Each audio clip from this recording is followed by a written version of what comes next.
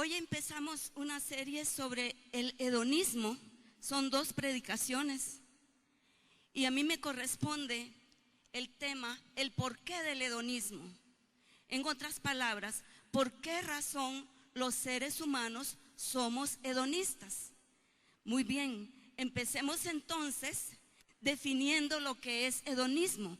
La palabra hedonismo es de origen griego y está formada de 2 partes. Hedone, que significa placer, ismo, que significa doctrina. Es decir, hedonismo es la doctrina, la filosofía del placer. Considera el placer como el bien supremo de la vida humana, lo mega, lo hiper, como dicen los muchachos. Eso es hedonismo. ¿De dónde nació esta doctrina o esta forma de pensar? Hay 2 escuelas. La primera es la escuela cirenaica y la fundó un tipo llamado Aristipo. Suena divertido.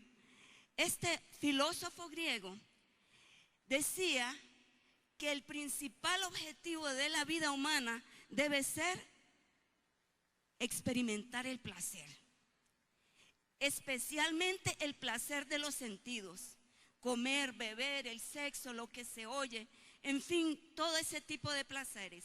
Dice él, enseñaba a sus discípulos que hay que encontrar la felicidad experimentando el placer momentáneo, porque la vida es muy corta y no hay nada después de la vida. Por eso decía, experimenten el placer sin importar el mañana. Además, anima a la gente a experimentar el placer sin importar lo que piensen o lo que sientan los demás.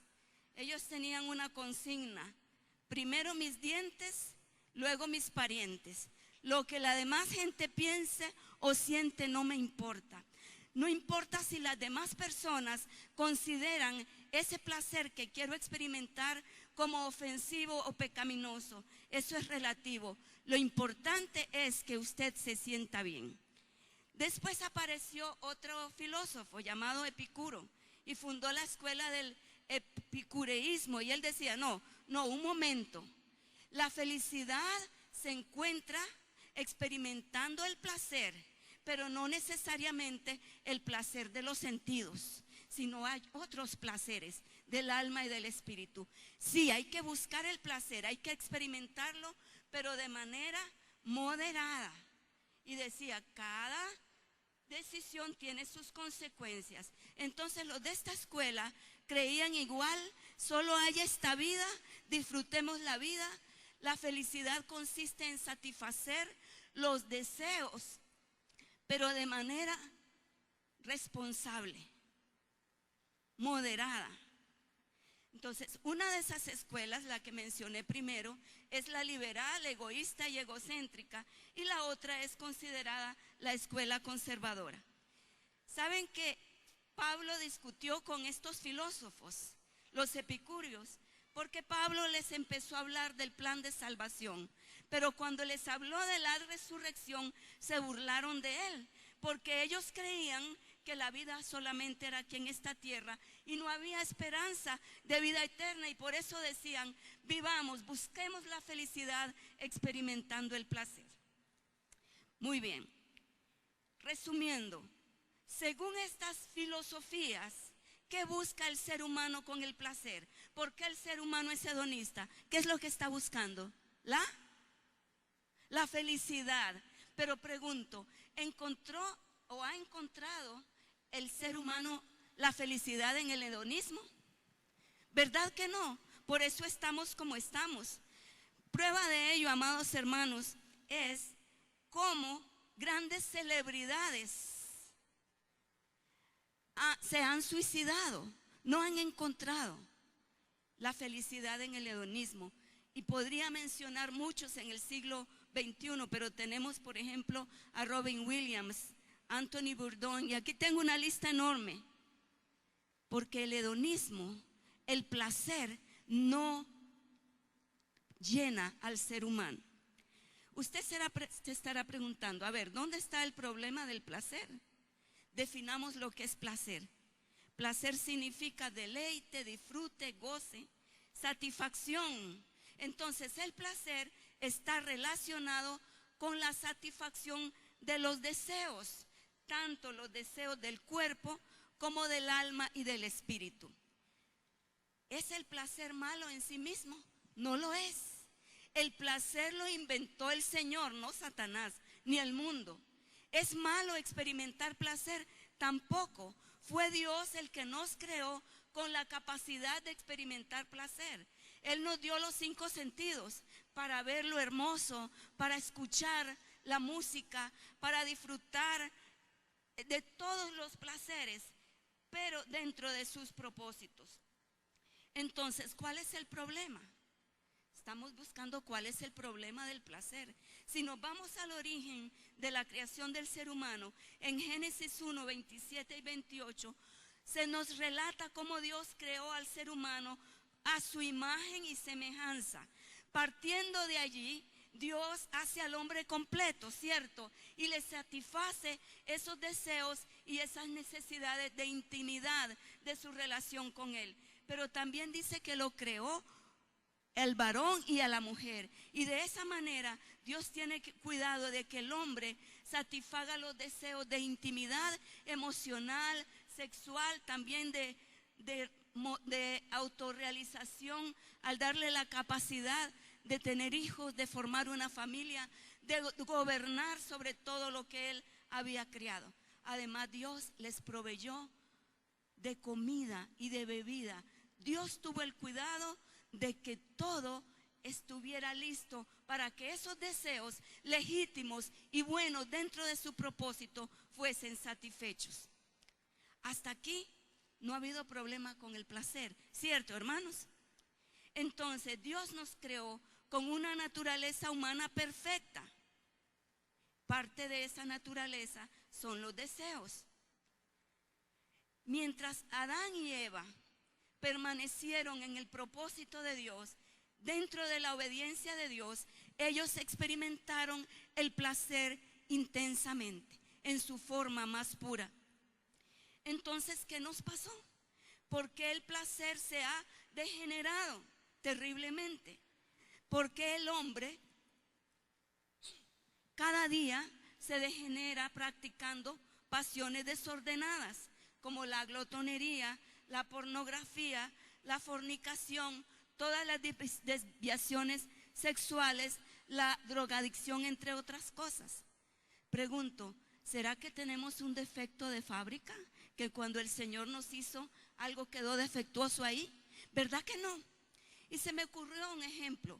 Cuando usted va a comprar un electrodoméstico, por ejemplo, un celular, usted pregunta por la garantía y el vendedor le dice, si el aparato se le descompone porque tiene un defecto de fábrica, usted lo trae y se lo arreglamos sin costo. Y si sigue dándole problemas, eventualmente se lo vamos a cambiar. Pero si es por una decisión mala suya, porque se le cayó en el agua o porque lo tiró en un arranque de ira, en fin, usted hizo mal uso de ese aparato, usted va a cargar con las consecuencias. Nosotros no tenemos un defecto de fábrica en el sentido de que Dios nos hizo perfectos. Génesis 1:31 dice, Dios vio todo lo que había hecho y consideró que era muy bueno, dice una versión, y otra dice, Dios miró todo lo que había hecho y todo le había quedado muy, pero muy bien. Dios nos hizo completos en Él. Entonces, ¿cuándo fue que se introdujo ese desperfecto, ese defecto en la naturaleza humana? Cuando el ser humano se dio a los ofrecimientos de Satanás. Satanás apeló a los sentidos. Dice que cuando la mujer vio aquel árbol, lo vio y dice que era bueno. Y luego de haber visto, lo deseó, porque lo vio que era bueno para comer y deseable para adquirir sabiduría. Así que tomó de su fruto, lo comió y luego dio a su esposo. Inmediatamente, después de aquella fatal decisión, esa naturaleza buena, sana y perfecta se convirtió en una naturaleza pecaminosa que siempre está deseando cosas contrarias a la voluntad de Dios, que siempre se opone a la voluntad de Dios. Y entonces todos nacimos de ahí en adelante con ese desperfecto que es la naturaleza caída, la naturaleza pecaminosa. Se adquiere ese síndrome, hablando del hedonismo, de la gratificación instantánea. Queremos todo ya, experimentar placer ya, y yo le llamo también el síndrome de la insatisfacción permanente. Desde entonces el hombre satisface sus deseos momentáneamente, experimenta el placer, pero nunca queda satisfecho. Es como si llevara dentro de su ser un enorme vacío que no se puede llenar con nada. Entonces, de ser completo pasó a ser incompleto, de estar satisfecho pasó a estar insatisfecho constantemente. Yo a continuación les voy a hablar de 4 razones por las cuales el hombre es hedonista, el ser humano es hedonista. Primero es eso, el desperfecto de la naturaleza humana. Esa es la primera razón. Cuando yo preparaba este mensaje, pensé, ¿qué personaje bíblico podría ayudarme, podría ser un modelo para hablar del hedonismo? Alguien que haya experimentado con este tema, con el placer, y que además haya dejado escritas sus experiencias y del cual podemos obtener principios para poderlos aplicar a nuestras vidas. Y el Señor me iluminó y me llevó al rey Salomón.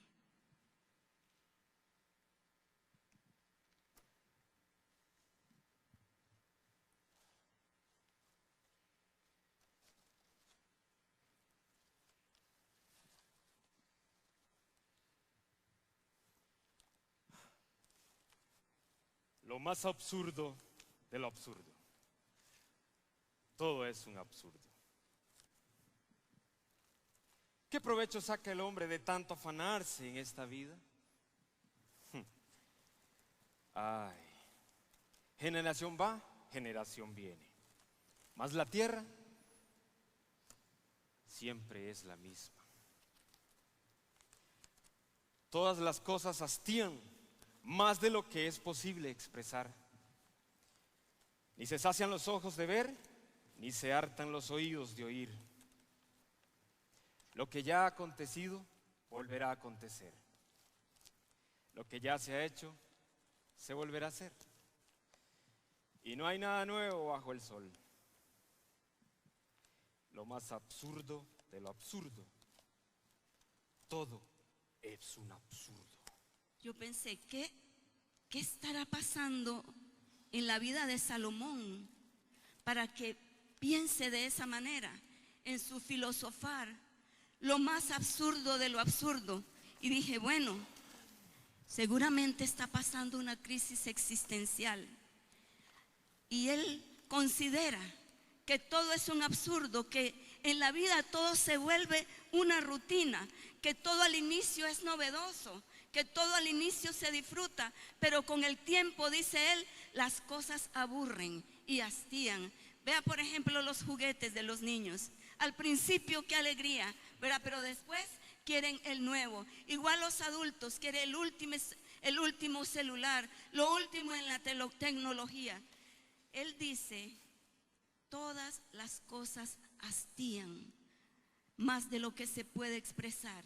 Los ojos no se cansan de ver, ni los oídos de oír. Él está hablando de ese desperfecto de la naturaleza humana. El hombre busca algo que lo satisfaga, busca y busca esperando estar lleno, estar pleno, pero nunca lo consigue. ¿Con qué más experimentó Salomón? Y este es el segundo punto. La segunda razón del hedonismo, la búsqueda del sentido de la vida. ¿Qué va a hacer Salomón al respecto cuando llega a la conclusión de que todo es absurdo? Él experimenta con la sabiduría a ver si así encuentra el sentido de la vida. Reiné en Jerusalén sobre Israel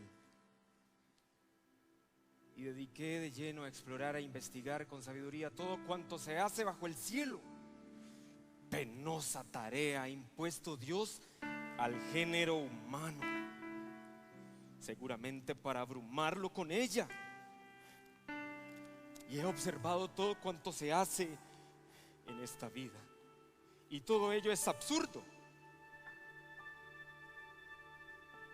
Es correr tras el viento, como querer atraparlo.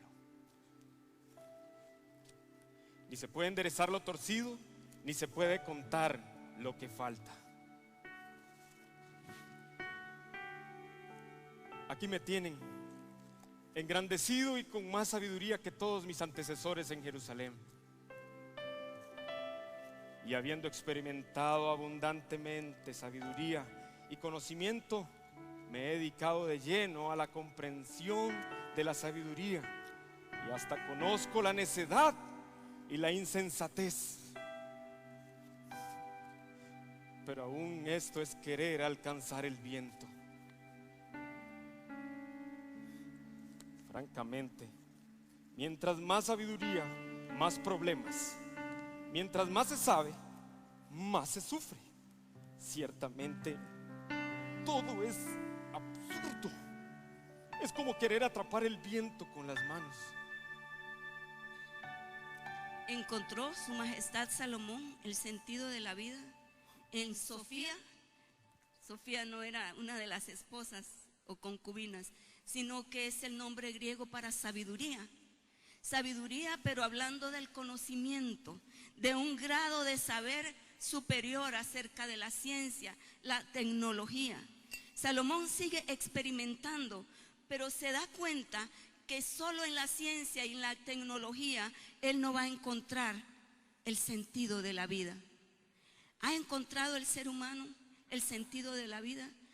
En los grandes avances científicos, medicina, biología y en todas las ciencias, realmente no lo ha encontrado. Por otro lado, si una persona quiere encontrar el sentido de la vida en esas cosas, tarde o temprano se dará cuenta de que su vida está vacía y que todo se desvanece. ¿Con qué más experimentó Salomón para buscar el sentido de la vida? Experimentó con el placer. Me dije entonces, vamos pues, haré la prueba con los placeres y me daré la gran vida. Pero aún en esto resultó absurdo. A la risa la considero una locura. En cuanto a los placeres, ¿para qué sirven? Quise luego hacer la prueba de entregarme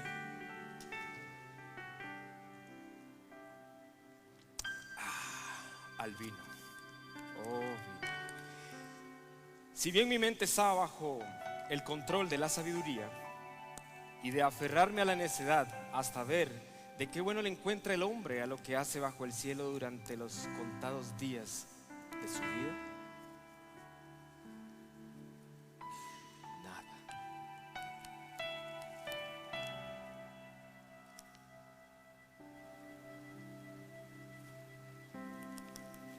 El placer. Salomón experimentó con el placer, tanto moderadamente como el vivir la vida loca.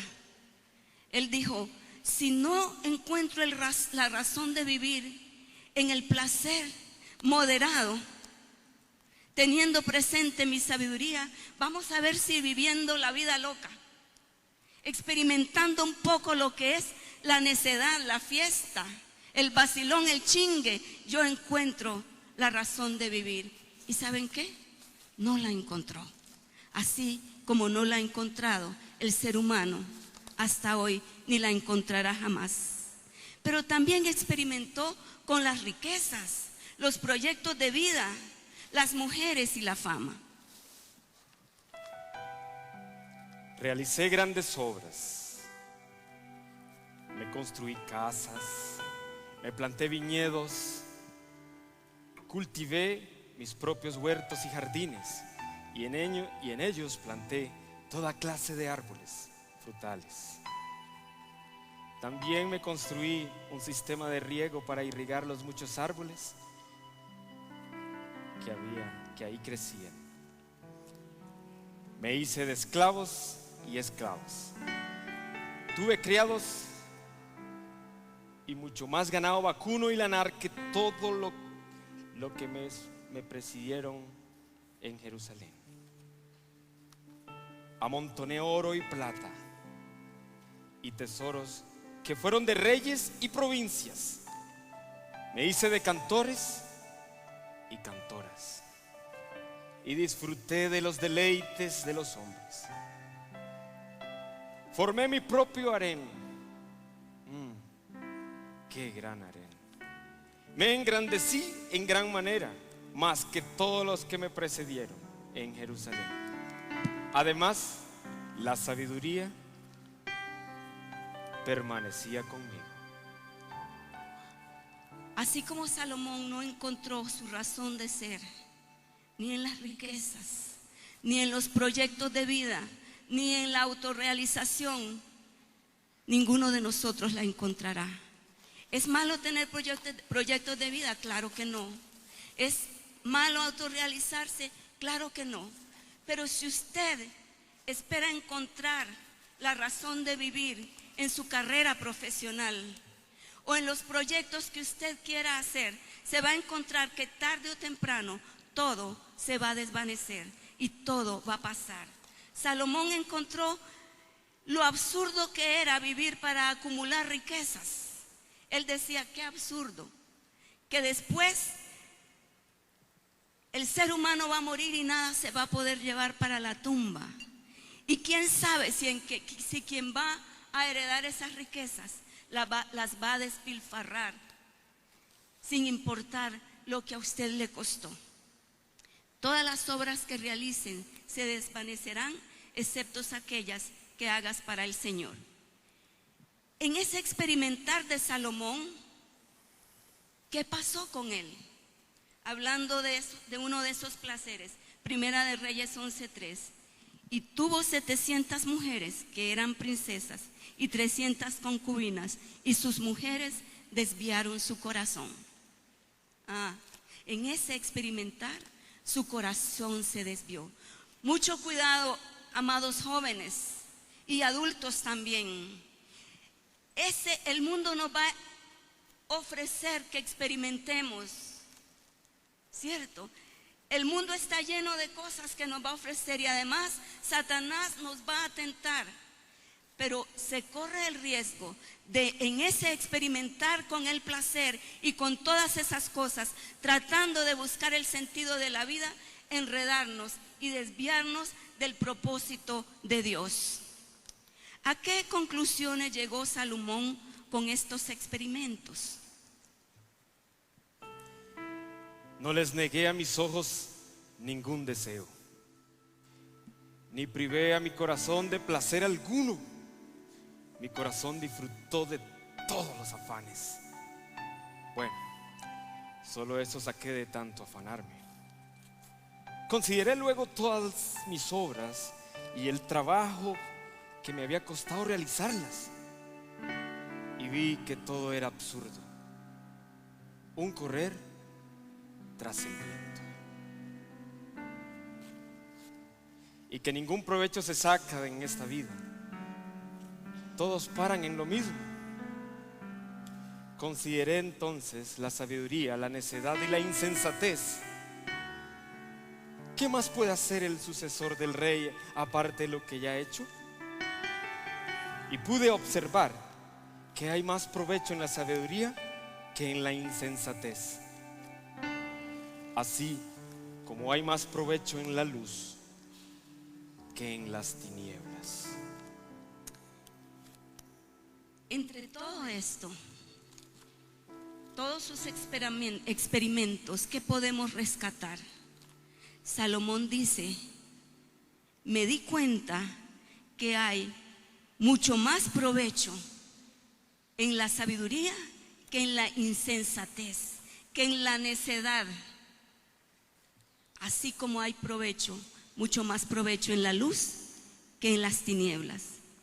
Lo que Salomón dice aquí es podemos disfrutar el placer, podemos disfrutar de la vida. Si lo vemos solamente desde el punto de vista terrenal, disfrutemos la vida, pero hagámoslo con sabiduría. Pero él va más allá en el contexto del libro. ¿De qué sabiduría está hablando aquí? De esa sabiduría en que nos dice Proverbios 1:7, el principio de la sabiduría es el temor de Dios. Y en la traducción lenguaje actual dice, todo el que quiera ser sabio debe empezar por obedecer a Dios. Pero la gente ignorante no quiere ser corregida ni llegar a ser sabia. Entonces Salomón dice, yo les aconsejo que tengan esa sabiduría práctica para tomar buenas decisiones. Por ejemplo, escoger bien sus amistades. Tener cuidado en cada cosa de la vida. No vaya a ser que queden como un ave atrapada en una trampa que le tendieron. Si usted tiene sabiduría, entonces eso le va a permitir vivir en libertad. La última razón del hedonismo que quiero hablar rápidamente es sobre la influencia de Satanás. Jesús dijo que el propósito de Satanás es robar, matar y destruir. Satanás constantemente, usted sabía, que tiene planes y anda detrás de su alma. Y una de las formas en que Satanás ha llevado muchas almas al infierno es el placer. Pero este tipo de placer que está fuera del temor de Dios, ese placer que nace de los deseos de la naturaleza humana. Y sabemos que nosotros como cristianos tenemos esa lucha de la carne contra el espíritu, pero recuerde que usted tiene la posibilidad de decidir si obedecer a Dios o ceder ante las insinuaciones de Satanás. Satanás lo que ha hecho con el placer es que el placer bueno, maravilloso que Dios creó, como todo lo que hemos hablado, la comida, la bebida, el sexo, lo ha desvirtuado, lo ha degenerado. Ha hecho falsas imitaciones del verdadero placer. Y él lo que hace es tentar al ser humano para que practique el placer en formas, en tiempos y en grados que Dios ha prohibido, porque destruyen al ser humano. Pablo decía, tengamos cuidado y no ignoremos las maquinaciones de Satanás. Recapitulo. ¿Por qué somos hedonistas? Primero, porque el hombre anda buscando la felicidad y no la encuentra en el hedonismo. Bíblicamente hemos visto las razones. La naturaleza humana, ese desperfecto con que todos nacemos debido a la desobediencia. El siguiente, la búsqueda del sentido de la vida. Y por último, las influencias de Satanás. ¿Qué resoluciones podemos tomar al respecto, amados hermanos? Y aquí viene mi llamamiento. En primer lugar, la solución para ese problema, ese desperfecto de la naturaleza caída, es rendir su vida a Cristo Jesús. Solo el poder del Espíritu Santo nos capacita para poder vencer y poner bajo control esa naturaleza humana, conforme Gálatas 5, 16 y 23. Acuda a Cristo Jesús. La palabra de Dios advierte, no permitan que ninguna filosofía humana los distraiga para sacarlos del propósito de Dios. Y dice Colosenses 2, 8 al 10, solo Cristo nos completa. En Él estamos completos. Y por último, recuerden, amados hermanos, los consejos de Salomón. Y yo quiero que todos escuchemos estos consejos, porque a Salomón lo dejamos ahí en stand-by, encontrando que todo era lo más absurdo. Pero ¿cuáles fueron sus conclusiones finales? Jóvenes, disfruten de su juventud, sean felices, sigan los impulsos de su corazón y gocen de la vida, porque sí, pero siempre tengan presente que Dios los juzgará por todo lo que hagan. No se dejen dominar por el mal, ni permitan que los deseos de su cuerpo los hagan pecar. Los peores errores los comete uno cuando está joven. Teme a Dios y guarda sus mandamientos, porque esto es toda la felicidad del hombre. Teme a Dios y guarda sus mandamientos, porque ahí encontrarás tu felicidad. Qué manera de resumir toda esa reflexión que Salomón hizo después de haber experimentado con tantas cosas para encontrar la razón de vivir. No se va a llenar usted por más que experimente placeres. Tenga cuidado de no quedar atrapado allí. Ese es el secreto. Tema a Dios y guarde sus mandamientos. Allí está el secreto. Esa es toda la felicidad del hombre.